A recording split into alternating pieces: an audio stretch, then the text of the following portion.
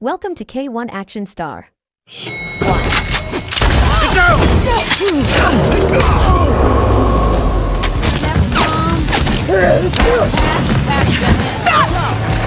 and turn around!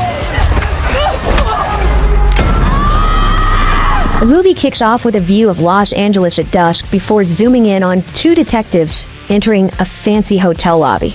Victor Manning and Sarah Morris are on a mission to nab a dangerous drug lord named Oka Tejo. But the second they step out of the elevator, they're ambushed by one of Tejo's goons. Victor takes him down without much trouble, but then Tejo himself shows up, and things get intense. Turns out, Tejo is a martial arts expert, and despite Victor's best efforts, he manages to slip away. A high-speed chase through the hotel follows, with Tejo showing off his parkour skills while Victor hurls furniture to slow him down. It works for a second, but Tejo bounces back and keeps running. This time, Sarah catches up and fights him, but in the struggle, Tejo grabs her gun and shoots her. Victor rushes to her side, but it's too late. Sarah dies on the spot. Fast forward 6 months, and we meet our second lead, Stu Prasad. He's a super nice guy working at a sports goods store, but he also drives for Uber to make some extra cash. His boss, Richie, is a total jerk who constantly makes fun of him, even giving him the nickname Stuber, a mix of Stu and Uber. Stu has dreams of starting a spin class gym with his college friend Becca, whom he secretly has a crush on. The problem? Becca is dating a pro basketball player, and she sees Stu as nothing more than a friend. To top it off, Stu struggles to keep his Uber rating up because his passengers are just the worst. Meanwhile, Victor is still obsessed with tracking down Tejo. His boss, Captain McHenry, tells him to back off because the FBI has taken over the case, but Victor isn't one to sit on the sidelines. He's also getting eye surgery, LASIK, since his glasses got knocked off during the fight with Tejo, which led to his escape. After his surgery, Victor meets up with his daughter, Nicole, who reminds him he has to be at her art show that night. Since his vision is still blurry, she installs the Uber app on his phone so he can get around safely. Later, while resting at home, Victor gets a frantic call from his informant, Leon. Leon has some crucial info about a drug deal involving Tejo, but before he can spill the details, the call gets cut off. Determined to continue his hunt, Victor rushes out to meet Leon. The only problem? His eyesight is still a mess, and his driving skills take a hit. He crashes into bushes, barely avoids hitting people, and finally lands his car in a construction hole. With no other choice, he calls an Uber. Enter Stu.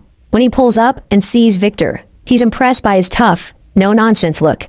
Victor hops in and orders him to drive to Koreatown. When they arrive, Victor finds Leon dead. After taking Leon's phone, Victor leaves, accidentally stepping in blood and leaving a trail of red footprints behind. Back in the car, Victor checks Leon's call history and sees a recent call to someone named Amber Titties. Yep, that's the name. He calls her and gets an address to a club, then forces Stu to drive him there. Meanwhile, Stu gets a video call from Becca, who is drunk and upset because she found out her boyfriend has been cheating on her. She asks Stu to come over, and he promises to, right after dealing with Victor. When they arrive at the club, Stu realizes it's a male strip club, much to his discomfort. Victor finds Amber and asks about Leon, and she mentions a guy named Amo. While this is happening, Stu ends up getting relationship advice from one of the strippers.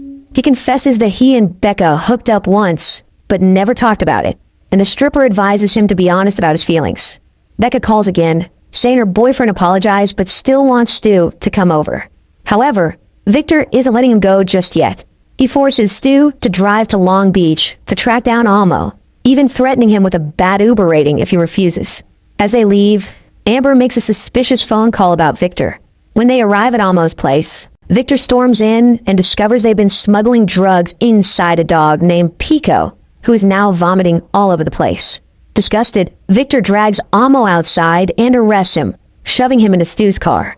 He hands Stu a gun to make it look like they're partners, but Amo quickly realizes Stu is just a scared Uber driver. Seizing the moment, Amo tries to escape by jumping out the window. In a panic, Stu accidentally shoots him in the leg. Vic tries to squeeze some answers out of Amo, and finds out there's a heroin drop happening that night. But before he can get the exact location, Amo passes out from the shock.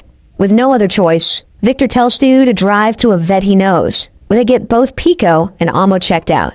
At the clinic, the vet removes the bullet from Amo's leg, and Victor, still eager for information, goes for his usual rough interrogation tactics.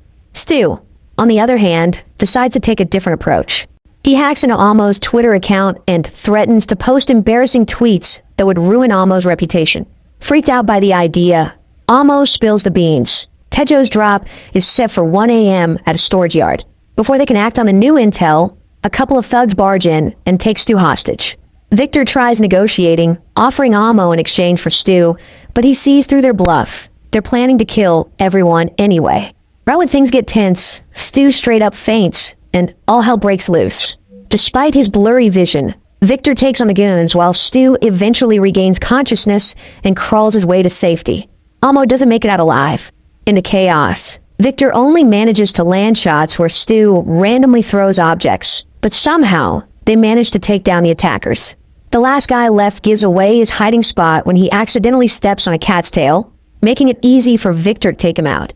Victor then tells Stu to send a message to the only number on the dead leader's phone. They assume it belongs to Taejo, but surprise, it's actually Captain Angie McHenry, who's chilling at the art gallery. Looking like they just survived a war, Victor and Stu drag themselves to Nicole's art show. Victor, still half blind, bumps into everything on his way in, while Stu's odor earns him disgusted glances from the fancy crowd. He finally finds Nicole and starts ranting about what a crazy day her dad put him through. Meanwhile, Victor approaches her for a favor. He needs the key to her house so he can access his storage unit. Nicole immediately realizes he only showed up for that reason and calls him out for always putting his job ahead of his family. She scolds him for being an absent father and tells him to get his priorities straight. Before leaving, Victor hands her a gun for protection. On their way out, Stu takes Victor to his workplace to grab some weapons, but they end up arguing instead. Stu finally snaps and tells Victor that his tough guy act isn't working. He's reckless, emotionally closed off, and most of all, a lousy dad.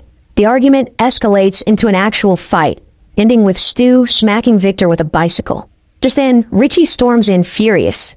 But instead of taking more of Richie's nonsense, Stu stands up to him and quits his job. Richie, surprisingly, admits that he actually sees Stu as his only friend. Stu hesitates, but ultimately walks away after throwing in one last nice comment. With things heating up, Victor and Stu head to the drop-off location. Victor calls McHenry, requesting backup, and tells Stu to leave since it's too dangerous for him. Thinking his job is done, Stu drives off, but he stops to call Becca. He finally confesses his feelings, but also tells her they need a break. He needs time to figure himself out. He assures her he'll still be an investor in her gym, but won't be directly involved anymore. Right as he's about to leave, he notices a single car heading toward the storage yard, and something feels off. Meanwhile, Victor is waiting for the cops when Angie steps out of car, gun in hand, revealing herself as a corrupt officer. She explains that the FBI took over the case because they suspected a dirty cop. Turns out, it was her all along. Angie and Taejo had orchestrated the whole setup to frame Victor, making sure Leon called him and planting Amber's number in his phone. With Victor's bloody footprints at Leon's crime scene and security footage from Amber's club, a known drug spot, it would have been an easy frame job. Before Victor can react, she shoots him, but just as she's about to finish the job, Stu speeds in and runs her over.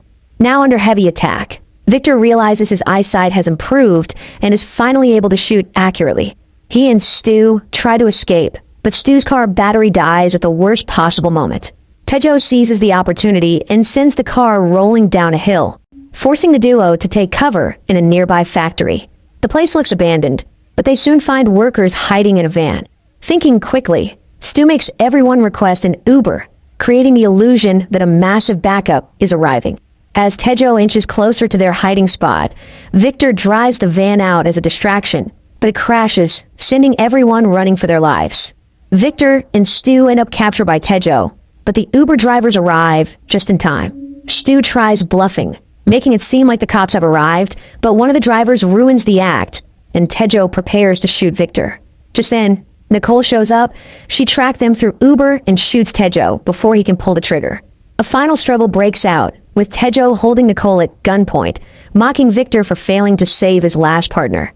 Just when it seems like history is about to repeat itself, Stu jumps in, taking a bullet to protect Nicole, giving Victor enough time to take Taejo down. Nicole stops her dad from killing the guy, and right on cue, the real cops finally arrive. The next scene shows Victor and Stu recovering in a hospital room. Victor, for the first time, genuinely thanks Stu for saving his daughter and even gives him a 5-star Uber rating. He finally lets his guard down and gets emotional. Flash forward to Christmas. Becca's gym is thriving, and Victor makes his way to Nicole's house with Pico. To his shock, he finds Stu there, and Nicole casually announces that they're now dating. Thanks for watching. Subscribe to this channel for more beautiful recaps like this. Put down your comments below to let me know what you think about the turn of events in this storyline. And also give my video a thumbs up to further motivate me. Share too for others to enjoy. Until my next recap, cheers!